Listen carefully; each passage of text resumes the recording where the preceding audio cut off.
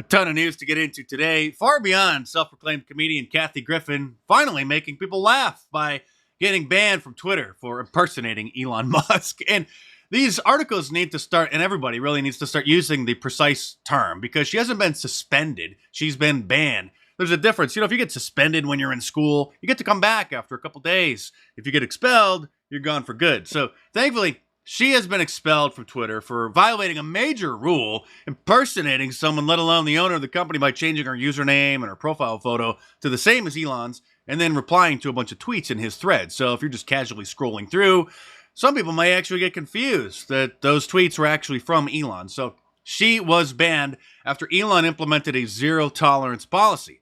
Parodies, if you're going to claim to be a parody account, the account has to be labeled a parody. Properly labeled as a parody, which I'll get into. So a ton of morons started changing their usernames to Elon and their profile photo and doing the same thing, like this moron from the H3H3 YouTube channel, Ethan Klein, who thought that he was going to skirt through the rules by labeling his account a parody in the profile, in the bio, and in the header. But if you actually read the rules, if you're going to do that and use someone else's name in your username, the word parody has to be in the username itself, not just in the bio. So he has been banned as well. So long, scumbag. But the train wreck continued when I celebrated liberals getting a little taste of their own medicine. Twitter's a private company. They can do whatever they want, remember? Then Facebook issued a fake fact check on my post, claiming that what I posted was false. Oh, fact check from your trusted fact checkers. Did Elon's Twitter account get banned? No, well, I didn't say that Elon's Twitter account got banned. If the AI systems could actually properly fact check, they would notice that I said self-proclaimed comedian Kathy Griffin has been banned for impersonating Elon, which is 100% true. And they claim that I posted false information. Then she decided to log into her dead mother's Twitter account, I'm not kidding, and impersonate Elon using that account as well. Her mom, I guess, was on her reality show. I didn't even know she had a reality show. I'm sure this is news to every normal person in America, probably on E! or Bravo or something. So her mom had a Twitter account, and her mom is dead. And so her dirtbag daughter logged into the dead mother's Twitter account and is violating Twitter's terms of service with that account, putting that at risk, which will probably get banned as well, using Elon's name and Elon's profile photo and continuing to tweet as him. Normal people would want to do everything that they could to preserve their dead mother's social media accounts so that they could scroll through them occasionally and bring back some old memories. Instead, this Hollywood demon is hell-bent on getting all of that deleted as well. But like I said, the chaos is just getting started. Yesterday, Elon tweeted out to independent-minded voters, shared power curbs the worst excesses of both parties.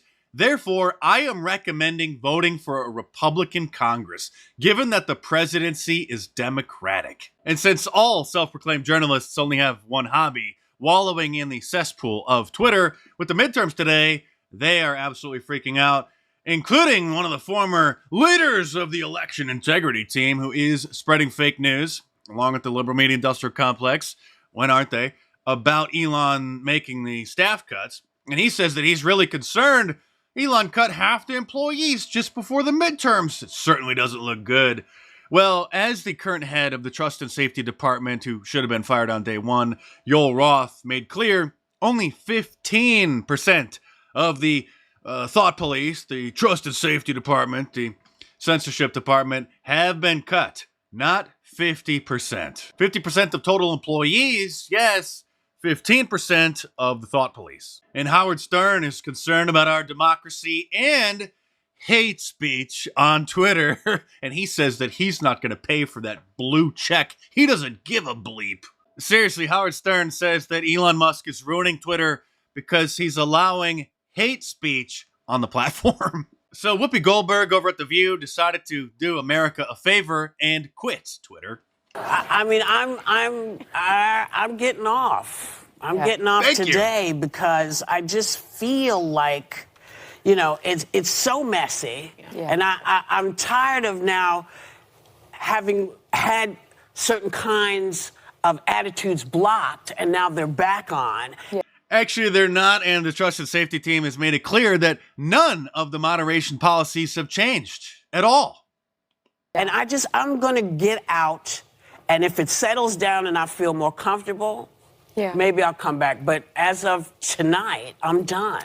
Of course she's coming back. No celebrities are going to possibly quit Twitter for more than a week. They need it. They're addicted to it. And by the way, Whoopi Goldberg is a pseudonym. Her real name is Karen Johnson. And early in her career, many, many decades ago and 120 pounds ago, she admits that she chose that as her stage name, apparently because she believes the same thing that Kanye West believes about the entertainment industry. And she was hoping that it would help gain her favor with certain people in positions of power who would see her as one of them, and it would open doors for her. And now Jack Dorsey, the former CEO of Twitter, is beefing with Elon on Twitter, of course, after Elon said that the platform needs to become by far the most accurate source of information about the world. That's our mission. That's a pipe dream. Twitter is a cesspool of chaos, rumor, and disinformation. The only way to stop it would be to completely delete the app. So Jack Dorsey responded, accurate to who? And also gave his 2 cents. I didn't pull it up, but after Elon said that he's going to rename this ridiculous fact-checking feature that's sort of outsourced to other users, not their internal fact-checking system, called Birdwatch, then he says he's going to rename it to Community Notes because nobody knows what the hell a Birdwatch is. So then Jack Dorsey responded saying that he thinks that Birdwatch is a better name. Well, nobody cares, Jack. You're not the boss anymore. But hold on, because things got even crazier. Jack Dorsey just launched his own social media app, a direct competitor to Twitter called Blue Sky. It's only available for a handful of beta testers right now, but I'm sure that he's fast tracking this and is going to get it into the App Store as soon as possible. And what's extremely shocking about this is this wasn't even a secret. He'd been working on this, and Twitter had been funding this. And I'm sure that Elon is going to sue him to try to stop this, to claim that that's his proprietary technology. But Jack Dorsey has gone full speed ahead and launched it in beta. And it's supposed to be sort of like Twitter, but a protocol, meaning it's a decentralized app. And supposedly no company's going to be in charge of it. This might actually be what Twitter should be. And if it is, it'll get banned from the App Store, but then you can just use a browser like you can on Gab. Gab's not in the App Store, or there used to be fake Gab apps, but that's not Gab.com. You can, if you use an iPhone, I'm sure if you're using an Android, you can just save the website on your home screen, and then it functions like an app. So that's what Truth Social is going to have to do, because they're going to probably get banned from the App Store. I wouldn't be surprised if Twitter gets banned from the App Store, at least temporarily. Parler is back in the App Store. And so if Jack Dorsey is launching Blue Sky as a truly decentralized, uncensorable platform or protocol, I can't see any of the app stores allowing it to be there. Then, of course, Donald Trump made an announcement last night at his rally in Ohio where he was stumping for J.D. Vance, where he said that he will make another announcement, a big announcement, next Tuesday. I'm going to be making a very big announcement on Tuesday, November 15th at Mar-a-Lago in Palm Beach, Florida.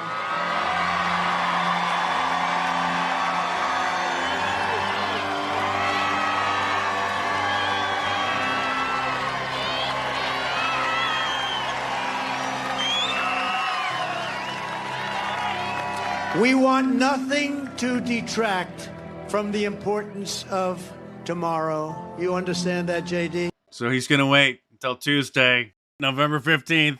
So stay tuned. And of course, if you haven't voted in the midterms today, you have to go and vote, but not just so that we can hopefully take back the majority in the House and the Senate.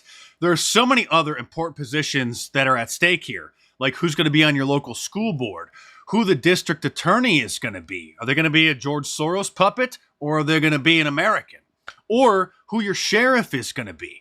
And so you have to find out. In those positions, by the way, don't have Republican or Democrat next to their name like a lot of the other offices. So in order to find out who's going to be a good school board member, good for the sheriff, or which judges you should vote for, and all these other positions, you need to go and look up your local city Republican voter guide. Okay, so here's just one example. You can save it on your phone, bookmark it, print it out, and they do all the work for you. Okay, so a lot of the positions, like I said, you may know who's running for Congress, your senator, your governor, right? There's so many of these other positions in the ballot measures as well. So you're not going to know, is a school board member a communist? Unless you've done some research. The local Republican Party has done it for you. They probably have one, so just go and Google your whatever the big city is in your area, the big metropolis closest to you, and then find that Republican Party voter guide and bring it to the polls. And to support my work, head on over to my online store at markdice.com and order yourself a Liberalism Find a Cure shirt, a Trump Was Right shirt, or any of my awesome designs, all available in a t-shirt, long sleeve, and a hoodie, and a whole bunch of different colors as well. So head on over to markdice.com or click the link in the description below and check them out.